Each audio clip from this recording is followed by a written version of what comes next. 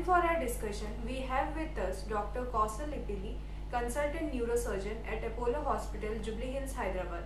Dr. Kaushal Ippili is a consultant neurosurgeon at Apollo Hospital, Jubilee Hills with over a decade of experience. He did his MBBS and MS from the prestigious Institute of Medical Sciences, Banaras Hindu University, and was the topper of the university in the postgraduate passing examination. His main interest is in endoscopic neurosurgery, and also he has done fellowship in this field. He has a vast experience in endoscopy, brain and spine surgeries. Welcome doctor to our Facebook live session. Thank you. So starting with our questions. So doctor, could you please tell our audience what are brain tumors and how common are they? At the outset, I would like to educate the viewers that today it's declared as the Brain Tumor Day worldwide. It was started in 2000 by the German Brain Tumor Association, but looking at the seriousness of the problem, the magnitude of this problem across the world, it has been declared as June 8th to be as the World Brain Tumor Day. So, as she put forward, the whole idea of this session would be to create awareness among the public and to clear off some doubts, some myths. There are a lot of myths concerning with the brain tumors. I would like to clarify those doubts.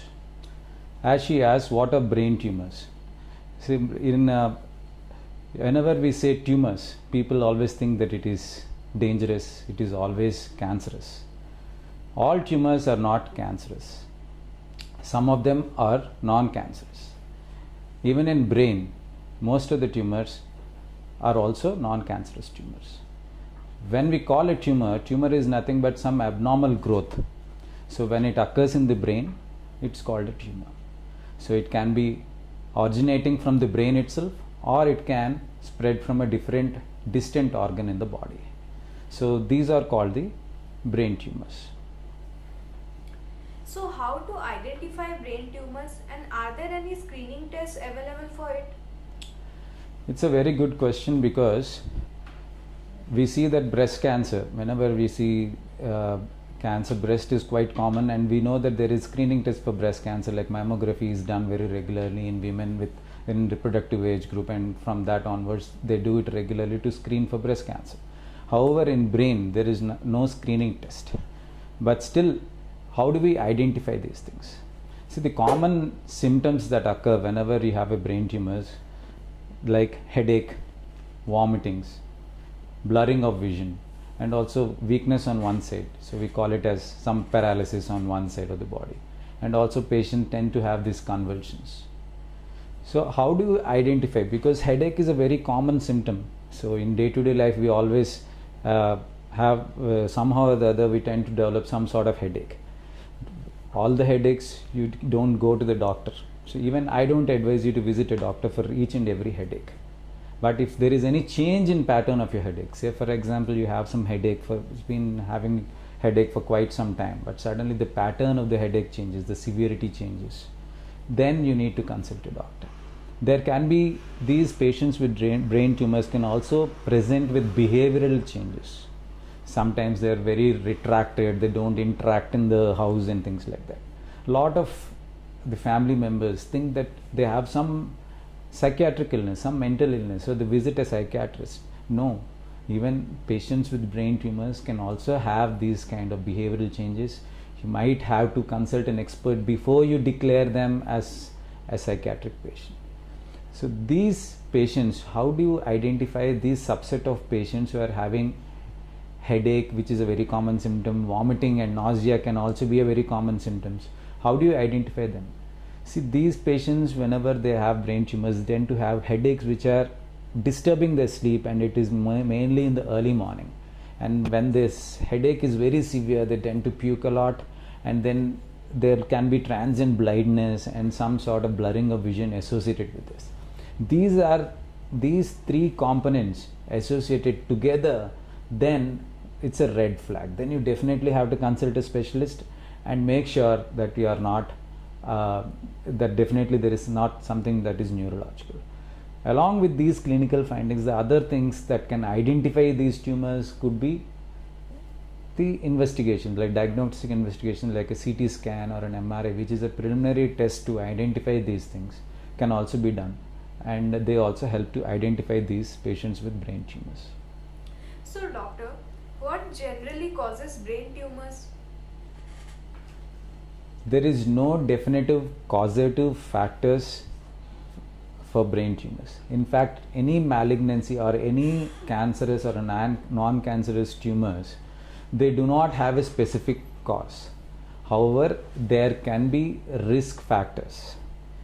To be specific into the brain tumors, there are some familial brain tumors, but most of them are not malignant. They are basically slow growing benign tumors.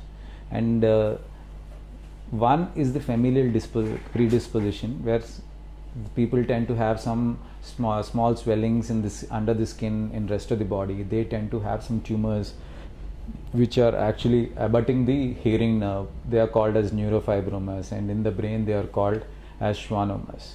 So barring 2-3 tumors, like some people have some patches, rash like patch in the skin, and they tend to have different kinds of tumors in the brain. So we call these patches and the nodules as something called as neurocutaneous markers. They are skin markers which happen, which have some indication that there are some tumors in the brain, and these are very few tumors, very uncommon, but most of the things we don't know why these tumors tend to occur.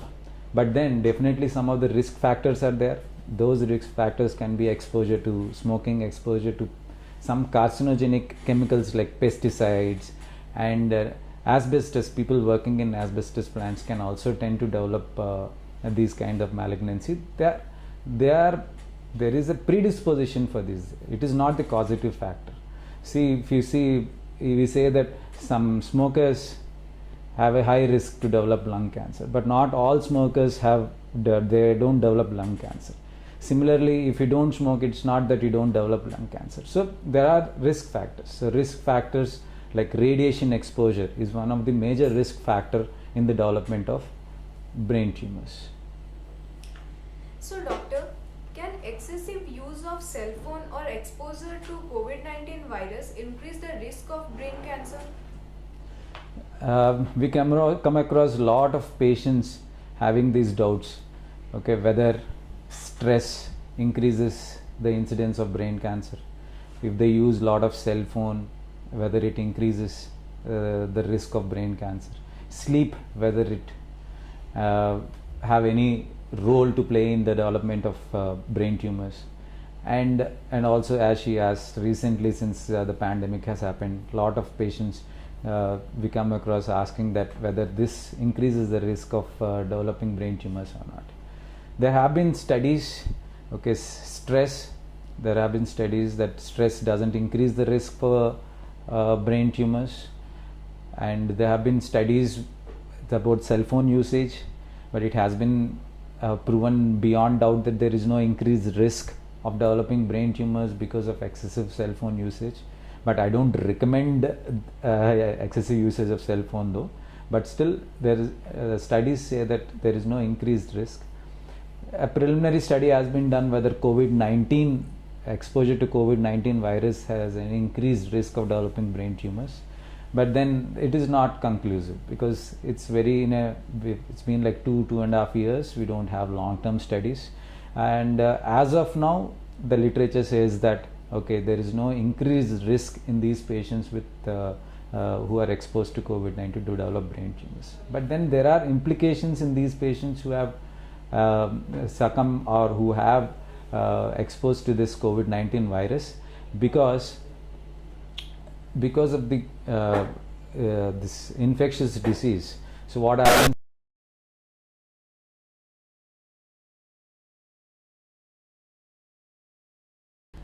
In operating them, so increases, and then we delay that. There can be some delay in their surgeries, which actually worsens their outcome. So saying so, the stress or COVID-19, they are not the risk factors. They are not the proven risk factors in the development of brain tumors. Definitely what I have mentioned before, the major risk factor would be exposure to radiation, exposure to smoking, exposure to the carcinogenic materials like asbestos, nickel, cadmium, and pesticides also are carcinogenic chemicals. So can we prevent the occurrence of brain tumor? Okay. So any disease, as we know, the dictum is prevention is better than the cure. So obviously there are various things, like for any infectious disease we have some vaccine to prevent the disease, but here we don't have a vaccine. But then how can we prevent? So as I told you, exposure to these carcinogenic materials, that can be prevented. Okay, we avoid exposure to the lot of radiation and things like that, and also smoking is one of the thing which is in our hand, which we can quit, and probably we decrease the risk of developing brain tumors. And the most important thing is that the symptomatology, whenever there is any change in the pattern of headache, any change in the behavior of that person, a person can be very maybe a talkative person, always jovial, suddenly he is withdrawn, depressed. So there can be something that is in the brain which needs to be tackled, and you need to consult the doctor, the specialist especially, to know whether there is any neurological illness that the patient is suffering. So identifying early by knowing these warning signs, this is very important, and you should be educated about it so that you can visit a doctor as early as possible to prevent the worsening of the disease. So what is the treatment option available for brain tumor? So various treatment options that are available for brain tumors. So most important, the mainstay of treatment in brain tumors is surgery. Surgery is, if we can remove the tumor completely, that is the best option. But you know that brain is a very sensitive structure. See, any small damage here and there can lead to a permanent weakness on one side, or you might have developed some speech abnormality and things like that.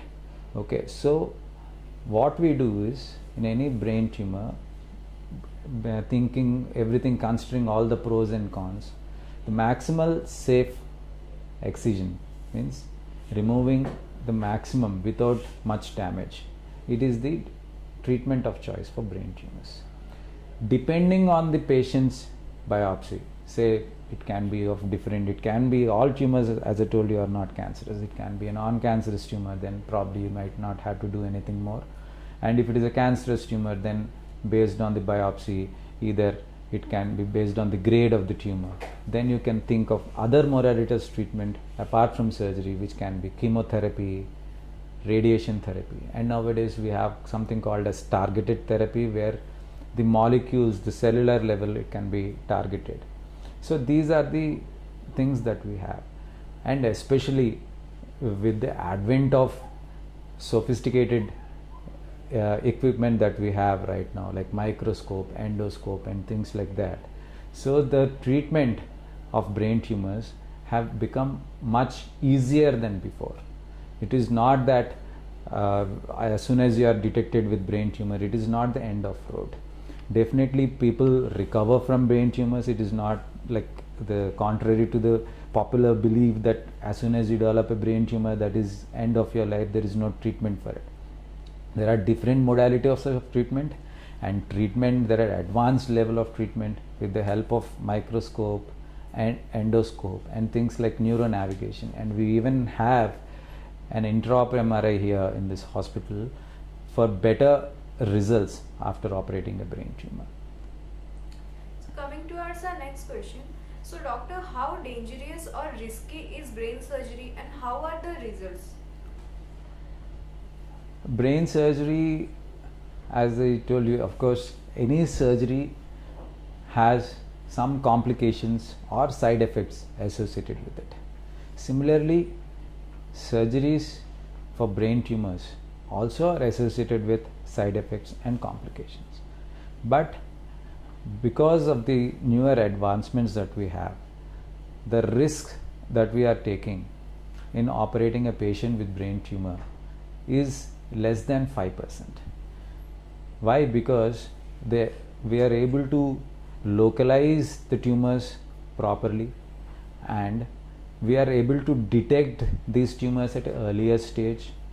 And that's what I want to educate you today, is that you need to identify these problems early. How can we identify these problems early? Is that when the population around is educated about these symptoms, then they come to the doctor early, and then we can start the treatment early. You see, almost about 10 per lakh of population tend to develop brain tumors. Every day 500 new cases of brain tumors are detected across the world, and it is a lot of burden. Almost in the past year, almost 20,000 deaths were there because of brain tumors. So there is a magnitude of the problem is so high, and people should be educated about these symptoms, how to identify, when to visit a doctor, and you should be aware that there are a lot of treatments for brain tumors, and the success rate is quite high. So the survival rates in a highly malignant tumor of brain tumor after all the treatment is about 35 to 40%. 5-year survival rate is there. Even 10-year survival rate is also quite high compared to other tumors, which is about 30%. So treatment part, it is not very dangerous. It is as dangerous as any other surgery. You should not think that brain surgeries are always dangerous and you end up sticking to your bed without any movement and things like that. With proper care and proper treatment and early treatment, definitely the results are very good, and the survival rates, as I told you, is much better than what it was a decade ago. And we even have so many other things which helps us for early detection of these tumors. So it is not the doctor, it is the people around that patient who are much more important, because they should have that index of suspicion so that they consult the doctor early, and for that, the earlier the treatment, the better would be the results. So are there any recent advances in brain tumor surgery? Yeah, recent advances, there are a lot of recent advances in brain tumor surgery, and as I mentioned it before, okay, not only surgery but also in the identification of these brain tumors. Now we have a better advanced CT scans and MRI, means the slices of the CT scan, the multi-slice CT scans have come, which are able to identify even small tumors that are there in the brain. The MRIs, very sensitive MRIs with 3 Tesla MRI is there, where the magnet is quite intense. So it's quite a strong magnet which they are able to detect small tumors inside the brain. And not only that, in the surgery, in the operation table, we have a better equipment like an endoscope. Endoscope is nothing but a camera where you are able to put the camera inside the brain with small keyholes. So when you don't have to open up the whole skull or something like that. With keyhole also you can put a camera inside and excise the brain tumors. And also the identification of the molecular markers. The molecular biology has, the science has advanced in such a stage that you know what are the molecular markers that can help in treating these patients with brain tumors. So all these things, not only the surgery and the equipment that are provided for surgery, but also from the start, from the diagnostic till the identification of the molecular markers, there are a lot of advancements that have taken, and because of these advancements only, the results are much better than before. Most of the patients who are undergoing surgeries, they are back to their work in 1 month time. So which was patients which we cannot imagine a few decades ago. So obviously there are a lot of advancement, and we are happy to say that most of the equipments that are there across the world, they are available in the hospital here, and our results are much comparable to the worldwide studies. So how do those patients respond and how successful is the treatment outcome? Treatment outcome depends on the age of the patient. See, these brain tumors, they tend to occur in children less than 15 years, and they again occur maybe 40, 60, 70, 80s. So maybe in the fifth decade onwards again, they tend to increase in their incidence. Children has a better outcome than adults. Of course, saying so, the type of the tumor will dictate the ultimate outcome of the patient. If the high grade tumor is there, even in children, it can have a bad outcome. But still, surgical outcome wise, everybody does well following surgery, but based on the grade of the tumor, the stage of the tumor, the outcome tend to change. As I told you, the survival rates are very much comparable to any other tumors elsewhere in the body, like 5-year survival rates and 10-year survival rates up to 30-35% is good enough survival in patients who have brain cancer. But saying so, not all brain tumors, I want to stress this point again and again, that not all brain tumors are cancerous.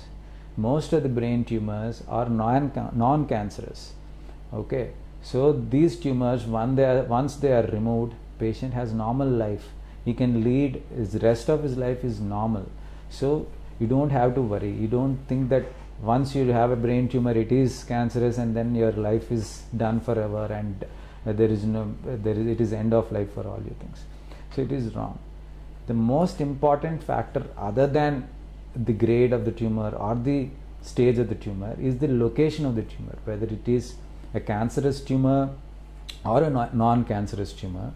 The location of the tumor also dictates the outcome in these patients, because brain, like, it's similar to our computer. Every spot in the brain has some function or the other.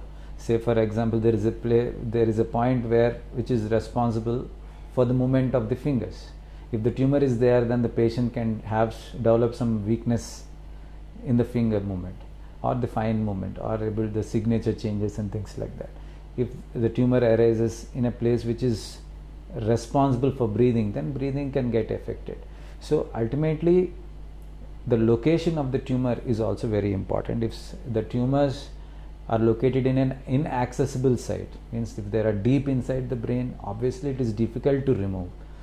But as I told you, we have something called as neuronavigation tool, which is similar to our GPS technique that we are see, like they tend to direct to the target so that we don't damage the normal brain. So with these tools, like the help of the endoscope, also the visualization gets better. We are able to remove the deep-seated tumors with the help of endoscopes. In that way, the excision of the tumors have improved. We are able to identify these tumors early. That's why the outcome is also getting better. And also, just to mention it, not only surgery, but after surgery, post-surgery care is also very important. So you need a good neuro rehabilitation after the surgery, so that whatever weakness or any residual problem that you have can be sorted out at an early stage with the help of the specialist rehab care. So doctor, what is the take-home message for our audience? Take-home message is that you should be aware of the fact that not all tumors in the brain are cancerous. These tumors can be treatable. There are some factors which you can avoid to prevent the occurrence of these brain tumors. The symptoms that are there, you should be able to identify them early and consult a specialist early, and with the help of a good surgical and post-surgical care, the results are very good and you are always back to your normal self even after brain surgeries. So coming towards our audience question, so doctor, what is the survival rate of persons with brain tumor? Oh, I have mentioned this before, probably they might have missed it. So I told that the survival in patients with brain tumors, especially the malignant brain tumors, the survival rate is about 30 to 35% 5-year survival rate. That means for 5 years the percentage is 30, and 10-year survival rate is about 35 to 40%. So how fast can a brain tumor grow? The growth of the brain tumor depends on the type of the tumor that we are talking about. If it is a non-cancerous tumor, then the growth of the tumor is very slow. It can be 1 millimeter in an year. But if it is a highly malignant tumor, like something called as a glioblastoma, which is a very common tumor in the brain, okay, those tumors, they tend to grow very fast. In 6 months time, you might see a tumor which is about 10 to 15 centimeter in size. So they tend to grow very fast. So that is the reason why we don't have a screening test. You can't do CT scan every 3 monthly, 2 monthly, or a 6 monthly CT scan to identify whether there is a tumor or is there or not. So it is not a good screening test. So that is the reason why the brain tumors, to identification of the brain tumors, it is very at an early stage, is mainly dependent on the patient's symptoms. If you have an index of suspicion based on the patient's symptoms, that's the time then you are able to screen them or test them with a CT scan and an MRI to identify these brain tumors. Does stress and anxiety causes brain tumors? Stress and anxiety do not increase the incidence of brain tumors. And the other, as I mentioned earlier, the other things that people think also, like cell phone usage, hearing loud sounds, reduced sleep. Some studies have found that reduced sleep has increased incidence in brain tumors, but but it's not a randomized trial. It is not something that is completely proven, but in some studies it has been seen. But still, the other things that are important are to avoid radiation exposure, to avoid smoking and things like that. They help in prevention of these brain tumors. So can a person have brain tumor for years and not know about that? Absolutely. There are a lot of tumors, especially childhood tumors, congenital tumors. As I told you before,